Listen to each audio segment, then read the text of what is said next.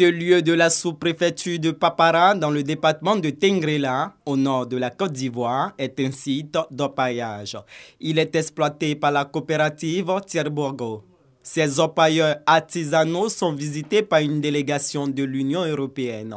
Elle est venue s'imprégner de leur réalité. L'objectif est de les faire sortir de l'illégalité, mais aussi de vérifier l'application des réformes en matière d'exploitation aurifère ainsi que la réhabilitation des sites déjà exploités. Il y a une vraie dynamique qui est créée, une dynamique communautaire, avec le soutien des autorités publiques, le soutien des leaders communautaires, des chefs de village. Avec la coopérative, c'est que l'intégralité de la communauté participe à l'exploitation et participe également au partage des gains, que les ressources soient partagées et mises à disposition de la communauté pour que ça puisse bénéficier à la création d'écoles, de routes, à la communauté, aux enfants de la Côte d'Ivoire. Après ce site d'orpaillage, cap est mis sur le poste avancé de la gendarmerie en construction dans la localité. Puis cette délégation de l'Union européenne d'assister à l'Assemblée générale de la coopérative Tierborgo. Les membres de cette coopérative ont exprimé leur volonté de sortir de la clandestinité. L'orpaillage avant en Côte d'Ivoire était traité de sauvage, mais aujourd'hui nous voulons sortir dans l'inégalité pour aller à l'égalité.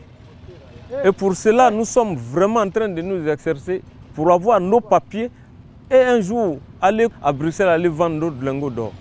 C'est notre souhait le plus absolu. Le regroupement en coopérative et la professionnalisation sont un pan important de la politique minière du gouvernement. L'or, selon la délégation, est une ressource importante pour l'économie du pays.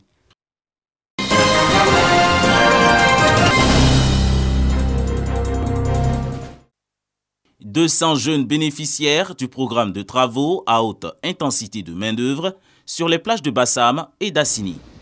Ces jeunes ont la charge d'entretenir et d'assainir ces édifices balnéaires. Une initiative qui s'inscrit dans le partenariat entre les gouvernements ivoiriens et français au sujet de la mise en œuvre du contrat de désendettement et de développement. Nous sommes en joie. Ce boulot va nous permet de nous occuper de nos différentes familles. Notre plage à Grand Bassam, c'est un énorme plaisir pour nous. Nous nettoyons la plage avec un revenu par mois. C'est intéressant. Heureux et satisfaits du choix porté sur leur commune, corps préfectoral, élus locaux, saluent à juste titre cette action d'insertion des jeunes. Cette cérémonie consacre l'emploi des jeunes, mais aussi l'environnement dans la commune d'Assini-Mafia. Monsieur le ministre, monsieur Mamadou Touré, je voudrais exprimer ma fierté et mon admiration pour le travail que vous abattez au profit de la jeunesse, et cela aux côtés de son Excellence le Président de la République, Alassane Ouattara. Je me réjouis que ce partenariat entre la ville de Grand Bassam et le ministère de la Promotion de la Jeunesse porte des fruits concrets. Nous allons bien sûr poursuivre cette collaboration et mettre en synergie tous nos efforts pour pouvoir ensemble sortir la jeunesse de la pauvreté et du sous-emploi. Mamadou Touré, ministre de la Promotion de la Jeunesse, de l'Insertion professionnelle et du Service civique, exhorte la jeunesse à saisir les opportunités offertes par le gouvernement. Il n'y a pas de sous-métier. Tout dépend donc des objectifs et des finalités. Ce sont des emplois qui vont durer 1 an, mais au bout, ces jeunes vont épargner des ressources. Et l'idée, c'est qu'après, avec les fonds donc, épargnés, on puisse donc aider ces jeunes à être des entrepreneurs, à s'installer dans des activités plus pérennes. Donc je me réjouis vraiment donc, de la matérialisation concrète donc, de ce projet. Les ministères de l'Environnement et celui du Tourisme soutiennent le programme TIMO, un projet d'insertion qui amplifie les dispositifs existants d'accompagnement des jeunes âgés de 18 à 40 ans.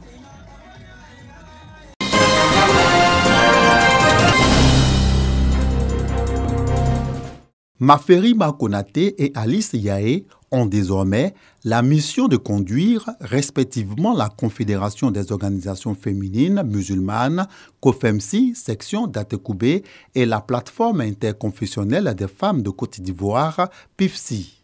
Elles ont été investies présidentes des dites associations par le député-maire d'Atekoubé, Paulin-Claude Danho. Leur mission, œuvrer pour la cohésion sociale entre musulmanes et chrétiennes de la commune d'Atekoubé. Je dirais aux femmes musulmanes d'accepter les femmes chrétiennes. Nous ne sommes pas des ennemis. Les gens font croire que nous sommes des ennemis. Je ne dis pas du tout. Et je dirais aussi à mes sœurs chrétiennes d'accepter leurs sœurs musulmanes. Et l'union fait la force. Et ensemble, nous ferons des grandes choses. Paulin Claude Danho, parrain de la cérémonie, a salué l'initiative qui vise à favoriser le brassage des religions et à accepter les différences. Aujourd'hui, plus que jamais, on a besoin de se parler, de se connaître, de s'apprécier pour mieux construire la cohésion de notre pays. Merci pour cet acte que vous venez de poser, que vous continuez de poser.